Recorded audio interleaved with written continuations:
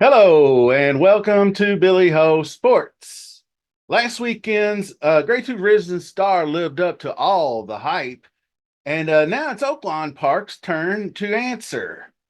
They recently ran the Southwest Stakes, a Grade 3 event on May 3rd, with the victory going to Mystic Dan. This week, field of 13 has already been drawn by Oaklawn Park. We already have past performances, so stick around. We're going to review those at the end after we preview the horses. That's definitely going to be an important thing that we have early on. This is our first triple-digit qualifying points event for the Kentucky Derby this year. 50 points to the winner, 25 second, 15 goes to third place, then 10, then 5, paying out 5 places. I think this adds a little bit of drama to the Kentucky Derby for some connections that haven't been running horses recently, because they're going to really need to get going building their resumes as soon as possible. Just a quick announcement. I have released episodes 1 and 2 of my History of the Kentucky Derby series. So check that out. It's in the playlist. You'll see it. Also, obviously, subscribe to the channel. Been doing really well lately. I appreciate all the support. Thank you so much. Really got a big turnout for the Risen Star. So appreciate that as always. Always hit that like button. That always helps me out a bunch. Set your notification bell so you don't miss out on any new content coming out. Basically, we'll just get into it. I want to cover the weather real quick. Hot Springs, Arkansas, outlook back to a typical dry, sunny, 66, no chance for rain. So we're going to play it straight up. And unfortunately, the news is Bob Baffert's budding star, Muth, is not going to go. And to me, in my opinion, I'm going to probably have a take or two along the way. I've already had some on the Baffert situation, but this really doesn't look good for the mending fences with Churchill Downs at all. Owners are not moving their horses to other barns out of loyalty to Bob. So if he's not on the trail, I guess what sense was it to ship him? Maybe they'll leave him out in California for the Santa Anita or whatever. So let's go ahead and get into the field. We begin with number 1, Carbone, looking for some redemption after the disappointing 7th place in the Southwest Stakes. He was in it for much of the way, obviously front running with Otto the Conqueror, sloppy sealed track. But they hit the turn for home and he just kind of gave up the ghost there. And right when the real running began, and if you look at the past performances, which I'll show you in a little bit, he got blown out by 21 lengths, but I'm going to have a take on that. Not as bad as it looks, maybe. I think he'll fare better on a dry, fast track. Obviously, Steve Asmussen, this is his top entry. He's got a few. Isaac Castillo is going to ride. Isaac is not a whole lot of mounts at Oaklawn so far, but he's won 22%, which is pretty good. And obviously, I meant to say this a minute ago, apologize, but I am going to start skipping around like I do because I like to match the videos of the race replays up with the horses that were in them. So this is going to be 1, 3, 5, and 11, all that competed in the Southwest. Makes sense. So we're going to go over to Common Defense, which is number 3 for Kenny McPeak. He was the 5th place finisher in the Southwest. Slow out of the gate, didn't do really much, picked his way, improved a few spots, kind of flattened out in the stretch. But looking back at his maiden win on January 13th, he had a really strong stalking trip going a mile on the fast Oaklawn surface, hit 4 wide on the turn, drifted in just a bit in the stretch, but kicked clear late. Just obviously looking just a cut below the top tier here. So we'll jump over to the next horse up, which is going to be the 3-horse Magic Grant, who had a forgetful trip in the Southwest. making, let's see, forgetful trip in the Southwest, breaking last, showed no interest. Looks like a toss-em race for him. His running style doesn't really fit here. Did rally to get third at the Springboard Mile. His only shot to me is maybe to pick up some pieces. A fifth place finish will get you some points. So that's not out of the realm of possibility. Could be some tired horses coming in. Harry Hernandez is going to ride for Eddie Milligan. Then we'll go to that's number 5, Magic Grant, by the way. I misspoke. Number 11 is Just Steel, wheeling back on just about 3 weeks rest from the Southwest himself. Going to give it a go this week. No denying trainer Dwayne Lucas is the GOAT over the years. He's been, but this is his best contender he's had in some time, in my opinion. Really good looking horse. Ramon Vasquez is going to ride. He's kind of a presser, shows some early speed. He takes up into the first. He's still pretty close. He's not like a true stalker, but he remains in the pack, third to fifth place, and then makes his run late. Closing hard in stiff competition. He had the win in the Ed Brown Stakes back in November at Churchill Downs. Good position in the stretch in the Southwest, like I pointed out in my one of my previous videos. But Mystic Dan got that inside trip, and he just had a huge burst and ended up winning by 8. So he's kind of been on this 20, 25, 30-day pace. So I think he'll be fine. I think he's got this one big race left, hopefully. So that's the Southwest competitors. We'll jump back up to the normal order. Number 2, Northern Flame, second entry for Kenny McPeak. Veteran jockey Julian Leperoux is up. He ran 7 times as a 2-year-old, so he's got some experience. Lone win came at Churchill Downs on September 15th. He followed that up with a 4th place finish in the Breeders' Futurity at Keeneland. And then he had an allowance score on January 28th at Oaklawn, going a mile. That one looked promising. He went right out to the lead, which you need to do here. Out of the one post, showed the way. I like how he did his best running late, holding off a fellow competitor in here by the name of Mina. Mina's going to break from post 10. Mina ran second at 31-1. So Northern Flame looks like might be a potential value play / sleeper coming from the inside, got good early speed. So speaking of keeping on track with the race, let's talk about number 10, Mina. Stocking trip in that same allowance race, made a strong late bid that would beat many horses, but his rival dug in and outkicked him. Is sired by Hard Spun.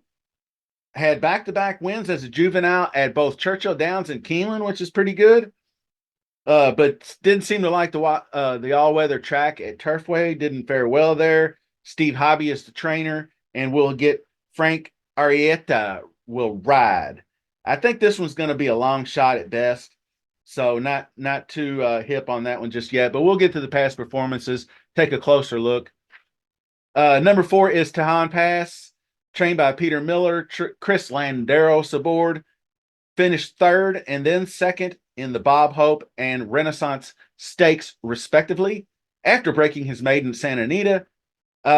Definite setback in his 3-year-old debut at Oaklawn, breaking out of post 1. He was inside 1-2 for the opening half, then moved to the outside in an odd-looking move, entering the stretch. He was on the inside, then moved out to the 2-path. Then when he hit the stretch, he ended up all the way 4 wide, ran into some traffic and kind of weakened down the stretch.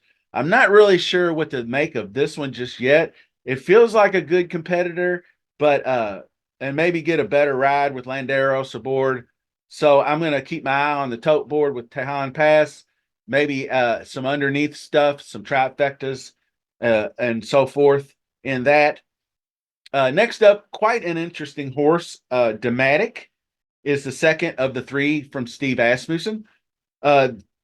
Sired by Gunrunner, one of my favorites. We'll get Tyler Gaffalione into pilot. Maiden breaker on February 3rd at Oaklawn, going 1.16 was quite impressive.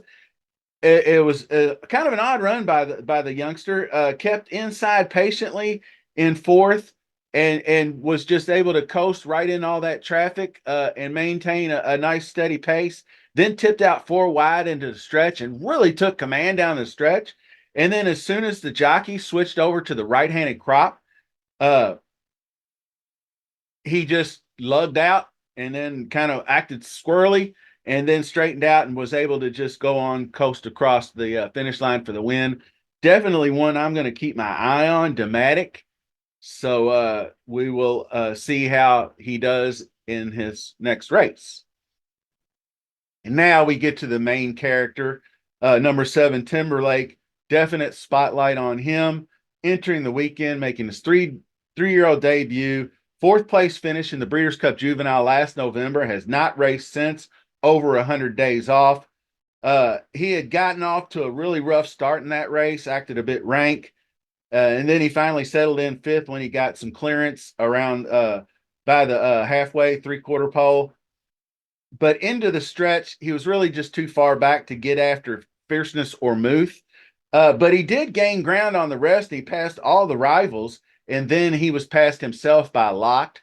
So being the fourth place finisher to three horses like Fierceness, Muth, and Locked seems pretty tough enough to me. Brad Cox training, Kristen Torres leading jock in the saddle. I think he's going to have him ready to go. I'll get to some trends toward the end, so be sure you're sticking around for that. So next up, number 8 is Next Level, trained by Keith DeSormo, who won last year's Rebel with a confidence game. And Jose Riquelme is the jockey. Next Level raced in a couple of strong Grade 1 races in the fall. Third in the Run Happy, seventh in the American Pharoah. Pretty good competition. Then he broke his maiden at Fairgrounds, wire to wire, going 1.70 as the chalky favorite. He made his 3-year-old debut in Oaklawn versus Allowance Company, and a really close second place finish, lost by just a head. He got bumped out of the gate and shuffled toward the back. He moved into fifth place and then around the home turn for home, closed it out and just missed. Serious run, really, by the son of Vino Rosso. If not for a little bit of traffic, I think he may have won that race. So now we jump up to number 12, Woodcourt was the inside horse that just won that race versus Next Level for trainer Cipriano Contreras. Manny Esquivel will ride. Contreras Stables claimed this son of Ransom the Moon on December 22nd. I think it's going to take a big effort to win this one for Woodcourt. Outside Post doesn't fare very well either. So we'll see how he does. Then we got number 9, Lagainos is the other third Steve Asmussen horse. He's got his boy Keith Asmussen in the saddle for this one. So not really sure what to make of his choice of jockeys. But Keith has been hot fire lately at Oaklawn. He just recorded his first 4-win card with his dad, Steve, at Oaklawn, February 16th. And that marked 5 straight days where he had at least 5 straight race days, I should say, where he had at least 2 wins on the card. That's pretty impressive. So he's on fire right now. So Lagainos is something to keep an eye on, but he really didn't do very well in the Smarty Jones. He actually caused some traffic issues for Informed Patriot, but on the inside, and then ended up fading to 6th. So not really sure what to make of Lagainos. But anyway, we will finish off with number 13, Time for Truth. Trainer Ron Moquette and Rafael Bejarano will ride. Couple of promising efforts at Oaklawn, going 6 furlongs and now stretching it out to 2 turns. Excuse me. Showed a lot of speed in the maiden win on December 23rd on the fast track. Then the second place in the Ozark Stakes on February 10th on a muddy sealed track. Solid effort. Maybe a bit too much to ask coming from the outside post, though. So anyway, that's previewing for the contenders. Now we have, thanks to the folks at Oaklawn Park, we already have the past performances. So let's jump into those to close out the show. Okay, so we'll start with a few trends, historical kind of stuff before we really get into it. You can take a look up here at the big board, as I kind of call it, best the speed, the top three in each little category here. The conditions, 1.25 million. That's a big bump from last year. Well, it's a 250K bump anyway. But mile and a 16th, two turns, all that kind of good stuff. So we're looking for early speed, tactical speed. Closers have not had much success here in this race. Um, 8 of the last 10 Rebel winners were racing in the top three after a half mile, and 9 of the 10 were positioned in the front half of the pack. Also, horses who prepped for the Rebel with a race in either January or February have won 9 of the last 10 editions. So, in contrast to that, horses making their seasonal debuts in the Rebel are a mere 1 for 13 across the last 10 editions. So, that doesn't really look all too well for a horse like Timberlake, who obviously hasn't raced since last November. But it may not matter because he looks like he's a cut above the rest. So let's just kind of briefly go through the past performances. Like I said, Carbone had this Southwest drop in speed here, but I don't think the 7th by 21 was all that bad. I think he hit that stretch run, and I watched the replay a couple of times, and he does kind of look like that Santana was kind of taking his foot off the gas coming for home. He kind of just ran evenly, and Mystic Dan and just Mystic Dan especially just blasted off. I mean, Mystic Dan beat Just Steel by 8 lengths. So, it is what it is. So you can just take that a toss. Most people may look at that race and go, well, he's out. So, but he ran a couple of 90 buyers before that, ran a 90 at a mile. So it looks like he was ready to break out. Northern Flame, big win by a neck at a mile on the good track. The other trend I was looking at was actually shippers have done better than horses who have run steady at Oaklawn for some reason.